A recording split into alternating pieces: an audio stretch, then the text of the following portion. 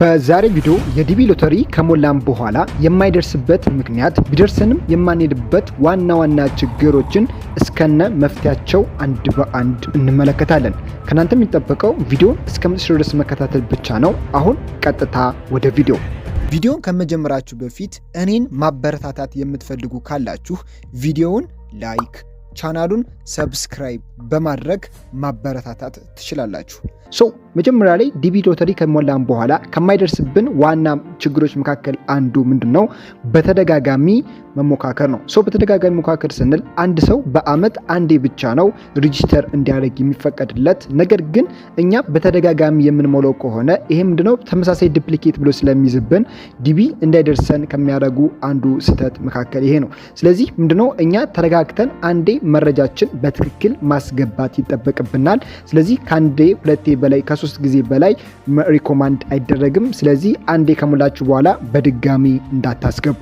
በሁለተኛ ደረጃ ከምንሰራው ስህተቶች መካከል ምንድነው? ትክክለኛ መረጃ አለማስገባት ነው።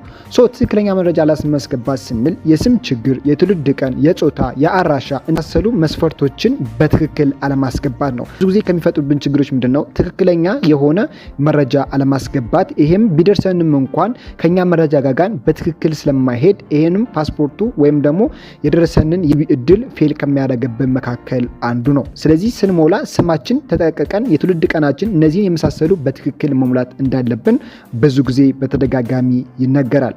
በሶስተኛ ደረጃ የምናየው የፎቶ መስፈርት ነው።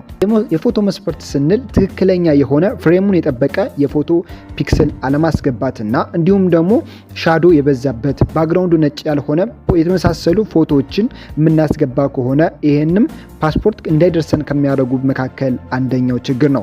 ስለዚህ ፎቶም ስንነሳ ወይም ደግሞ ከዚህ በፊት የተነሳነውን ፎቶ ስናስገባ 600 በ600 ሜጋ ፒክሰል የሆነ ባክግራውንዱ ነጭ የሆነ በዚህ 6 ወር ውስጥ መካከል የተነሳነው ፎቶ እና ጥራት ያለው መሆን አለበት ማስገባት እንዳለብን ሪኮማንድ ይደረጋል። ስለዚህ የፎቶ መስፈርት ከማስገባታችን በፊት ካሁኑ መዘጋጀት ይጠበቅብናል። አሁን በነገርኳችሁ መስፈርት መሰረት ተዘጋጅታችሁ መጠበቅ ይኖርባቸዋል። በአራተኛ ደረጃ የምናየው ትክክለኛ የቤተሰብ መረጃ አለማስገባት ነው። ባል ወይም ሚስት እንዲሁም ደግሞ የልጅ የቤተሰብ ሁኔታ ላይ በትክክል ማናስገባ ከሆነ ባል ወይም ሚስት ትክክለኛ የቤተሰብ ሁኔታ የማያስገቡ ከሆነ ባል የቤተሰብ ፎርሙ ላይ ሲሞላ ሚስትን የማያካትት ከሆነ እንዲሁም ሚስት የባልን ሁኔታ የማታካትት ከሆነ እንዲሁም ልጆቻቸው የማያካትቱ ከሆነ መቼ ዲቢ እንኳን ቢደርስ ቤተሰብ እንዳለ የሚሞሉ ፎርም ከሆነ ይሄም ከመጀመሪያ ከሞሉት ፎርም ጋር ስለማይመሳሰል ይሄም ዲቢው ፌል ከሚያደርግ መካከል አንዱ ስለሆነ ካሁኑ ጀምሮ የቤተሰብ ሁኔታ ስትሞሉ በትክክል ተጠንቅቃችሁ መሙላት ይጠበቅባችኋል። በአምስተኛ ደረጃ የምናየው በእውነተኛ ዌብሳይት ውጪ መመዝገብ ነው። ይሄም ስህተት ምንድነው? ፌክ የሆኑ አካውንቶች በተደጋጋሚ ይለቀቃሉ። ይሄም ደግሞ አዲሱ አፕዴት ከመደረጉ አንጻር የተለያዩ የፌክ አካውንቶች ሊከፈቱ ስለሚችሉ እናንተም በትክክለኛ የሆነ ዌብሳይት እንድትመዘገቡ ሪኮማንድ አደርጋችኋለሁ። ስለዚህ ትክክለኛው ዌብሳይት ዲስክሪፕሽን ላይ ያስቀምጥላችኋለሁ። እንዲሁም ደግሞ ከስክሪን ላይ ከምታዩት እዚህ ጋር ትክክለኛ የዌብሳይቱን አድራሻ አስቀምጥላችኋለሁ። ከዚህ ውጪ ግን የምታዩት ሌላው በአጠቃላይ ስህተት ስለሆኑ እንዲሁም ደግሞ አፕዴት ከመደረጉ አንጻር የተለያዩ ብሮች ስለሚጠይቋችሁ እነዛም ፌል ስለሚያደርጉባችሁ እናንተ በትክክለኛ ዌብሳይት ካልተመዘገባችሁ ዲቢው ሊደርሳችሁ ስለማይችል አሁን ከስክሪን ላይ ከማስቀምጣችሁ ላይ በትክክል እዚህ ጋር ሬጂስተር መደረግ ይኖርባችኋል። በስድስተኛ ደረጃ የምናየው ምንድነው? የትምህርት ወይም የስራ ማስረጃ በትክክል አለማስገባት ነው። የትምህርት ወይም ደግሞ የስራ ልምድ አለማስገባት ስንል ትክክለኛ የሆነ ከ12ኛ ክፍል በላይ ያለፍንበት የወረቀት በትክክለኛ ይጠበቅብናል ማለት ነው። ይሄም የትምህርታችን ማስረጃችን ምንድነው? ከ12ኛ ክፍል እስከ 12ኛ ክፍል የጨረስንበትን የዛም ፎርም ወይም ደግሞ ስም ትክክለኛ አድርገን ማስገባት ይጠበቅብናል።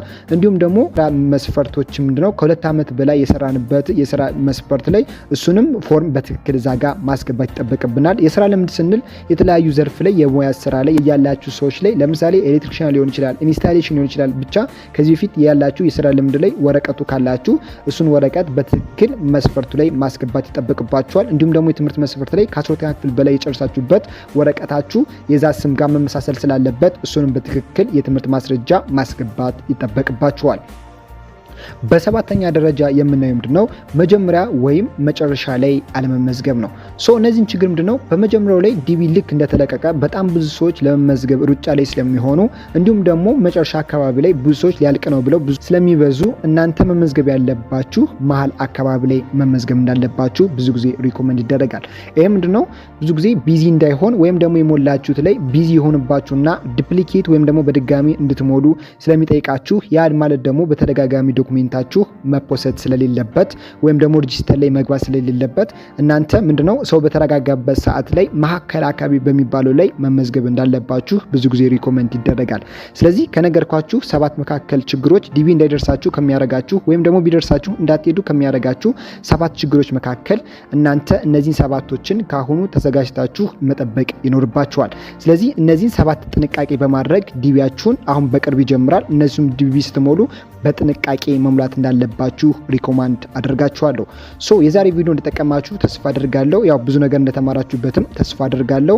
የዛሬ ቪዲዮ ይሄንን ይመስላል። ቪዲዮን ከወደዳችሁት ላይክ በማድረግ እንዲሁም ደግሞ ይሄንና እንደዚህ የመሳሰሉ ቪዲዮዎችን ስንለቅ ቶሎ እንዲደርሳችሁ ከታች ያለችው የሰብስክራይብ በተን አለች። የሰብስክራይብ በተን በመጫን መለቃቸውን አዳዲስ ቪዲዮዎች በፍጥነት ይደርሳችኋል ማለት ነው። የዛሬን ቪዲዮ ይሄንን ይመስላል። እንኳን ወደ ጭሱ ቴክ ቴክኖሎጂ ቻናል በሰላም መጣችሁ። በዚህ ቻናል ያለምንም ወጪ ቋሚ ደሞዝተኛ የምትሆኑበትን የኦንላይን ኮርሶችን በነፃ እየሰጠን እንገኛለን። ስለዚህ የዚህ እድል ተጠቃሚ ለመሆን ጊዜያችሁን ለቀልዳቀልድና እናንተን ከማይጠቅማችሁ ቪዲዮ ከምታባከኑ ነገ እናንተ አስተምሮ የራሳችሁን ቢዝነስ እንዴት መስራት እንዳለባችሁ የሚያሳይ ያለምንም ክፍያ ኮርሶችን በነፃ በዚህ ቻናል እየለቀቅን እንገኛለን። እነዚህን ትምህርቶች ቶሎ ሲለቀቁ እንዲደርሷችሁ ከታች ያለችውን የሰብስክራይብ በተን በመጫን እንዲሁም ቪዲዮን ላይክ በማድረግ ቪዲዮን እስከ መጨረሻው ድረስ ይከታተሉ። አሁን ቀጥታ ወደ ሰብስክራይብ